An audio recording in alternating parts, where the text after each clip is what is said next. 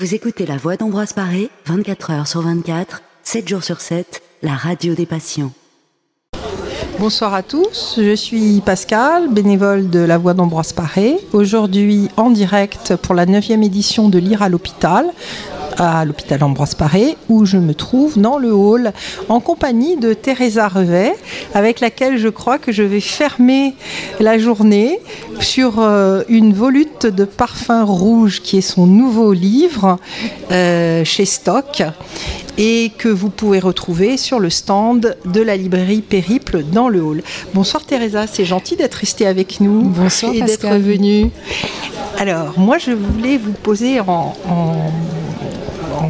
préliminaire, qu'est-ce qui vous a poussé à choisir cette idée de parfum parmi les 5 sens pour une héroïne qui est une icône de ces années 30 que vous aimez tant? Alors tout simplement parce que c'est un hommage à ma famille maternelle, à mon arrière-grand-oncle Léon, à mon arrière-grand-père Xavier, qui étaient lyonnais et qui ont été des créateurs de parfums de synthèse, chimistes, et qui ont participé à la grande aventure de la haute parfumerie française, en partant d'une petite cuisine de leur mère à la Croix-Rousse à Lyon, en développant ces parfums de synthèse qui sont devenus essentiels et incontournables pour la haute parfumerie à partir de la fin du 19e siècle. Leur rendre hommage, donc parler de ce sens olfactif qui est le seul dans notre cerveau à posséder son propre bulbe, puisque tous les autres sens passent par un noyau commun qui est le thalamus, et l'olfaction, les senteurs sont en effet quelque chose qui réveille en nous toujours et partout des émotions particulièrement profondes. Donc en leur rendant hommage, je rends aussi hommage à ce sens merveilleux qui est celui de l'olfaction. Ce que j'ai trouvé magnifique dans votre livre, c'est que non seulement vous arrivez à brosser un paysage à travers plusieurs périodes et à le rendre extrêmement actuel pour nous aujourd'hui, en plus vous arrivez toujours aussi dans vos autres livres à donner une perspective économique à quelque chose qui pourrait n'être que futilité, et enfin vous brossez des personnages et notamment cette femme qui s'incarne parfaitement dans le progrès. Alors on pourrait peut-être commencer par le progrès, ensuite l'économie et puis ensuite les différentes périodes. Oui, c'est un décor, l'économie fait partie de la vie bien sûr, donc moi j'aime écrire des romans historiques, donc incarnés dans une réalité, souvent en effet comme vous le disiez les années 30, parce que c'est une période de l'entre-deux-guerres qui me fascine, où on était sorti d'un enfer et 20 ans après on rentrait dans un autre enfer, et donc c'est une période de bascule qui m'intéresse.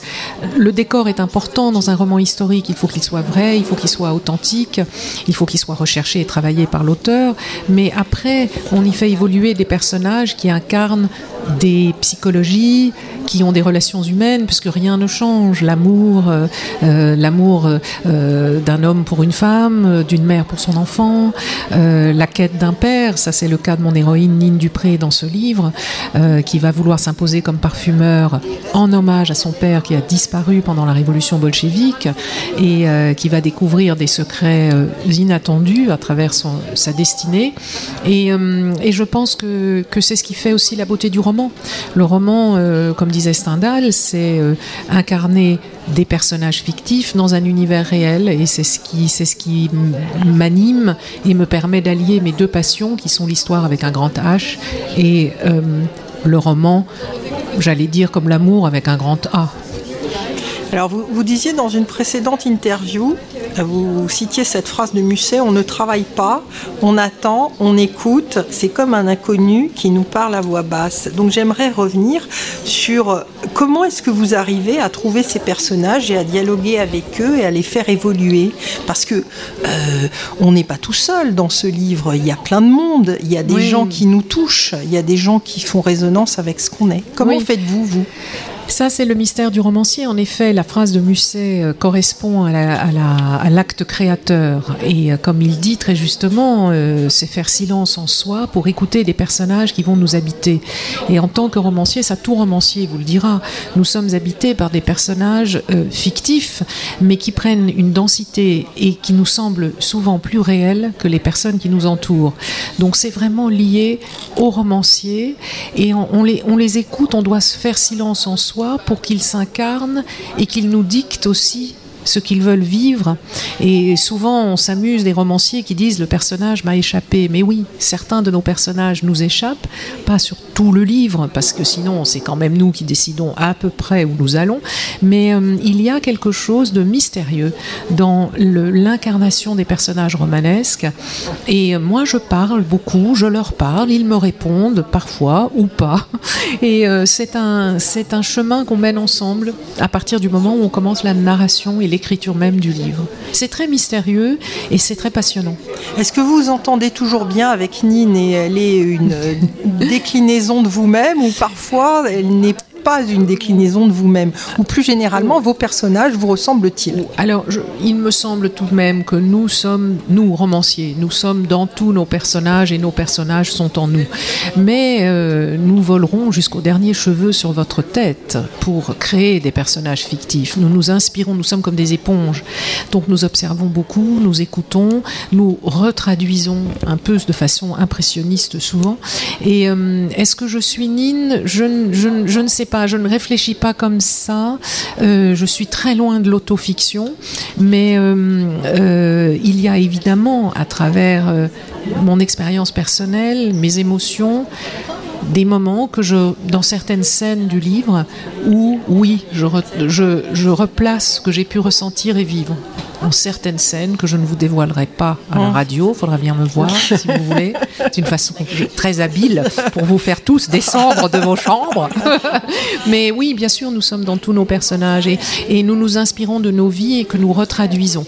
L'autofiction va beaucoup plus loin puisqu'elle met en scène le narrateur qui est l'auteur et l'écrivain. Le romancier veut qu'il y ait quand même une distance. Il faut une distance.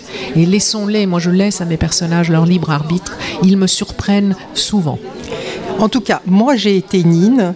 Je me suis inondée de ce parfum rouge. J'ai été cette femme soviétique, Madame Molotova, qui menait de main de maître sa recherche. Personnage réel. Personnage réel. Oui. J'ai été les frères Givaudan dans leur cuisine au départ en train de formuler.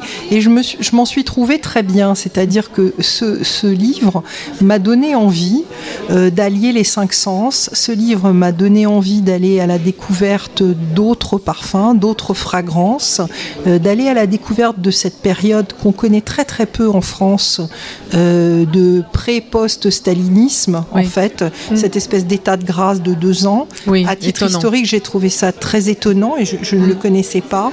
Et puis surtout, j'ai retenu une phrase que vous aviez citée dans un précédent interview où vous disiez « La terre est bleue comme une orange, comment définir pour un aveugle ?» Et aujourd'hui, nous sommes dans un hôpital et vous expliquiez comment on définit les couleurs pour un aveugle. Et j'ai trouvé ça très intéressant. Oui, j'avais relevé ça, je ne me souviens plus où, mais je l'ai entendu et j'avais trouvé ça d'une poésie extraordinaire, par la sensation du toucher, par exemple, expliquer à un aveugle de naissance ce qu'est le bleu ou le rouge.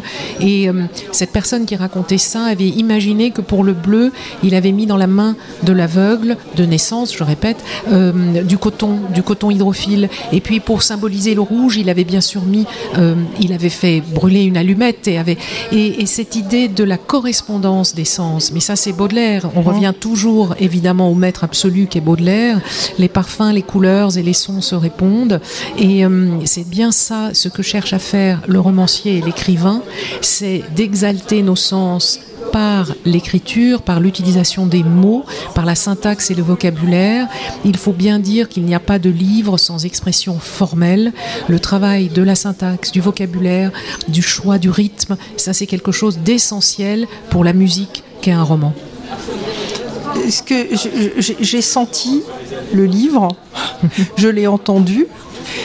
Ça a été sympathique et je voudrais surtout pas que les gens qui nous écoutent se sentent décontenancés par le fait de cette structuration, de la grammaire, etc. C'est un livre qui se vit, c'est-à-dire qu'on voyage, on a des émotions, de l'amour, de la haine, de la peur, de la tristesse.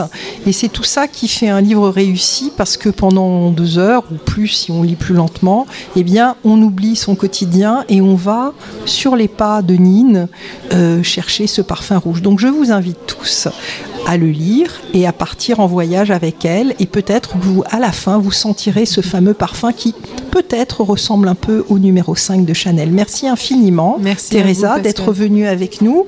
Et puis je vous rappelle que le livre est en vente dans le hall, et je vous rappelle aussi que pour le plaisir des yeux, nous avons à l'entrée de la cafétéria une fantastique exposition de la galerie Monde à part par Christine Zima qui s'appelle Retour en indigo. C'est très très beau ce qu'elle fait. Allez la voir. Au revoir. Vous écoutez La Voix d'Ambroise Paré, 24 heures sur 24, 7 jours sur 7, la radio des passions.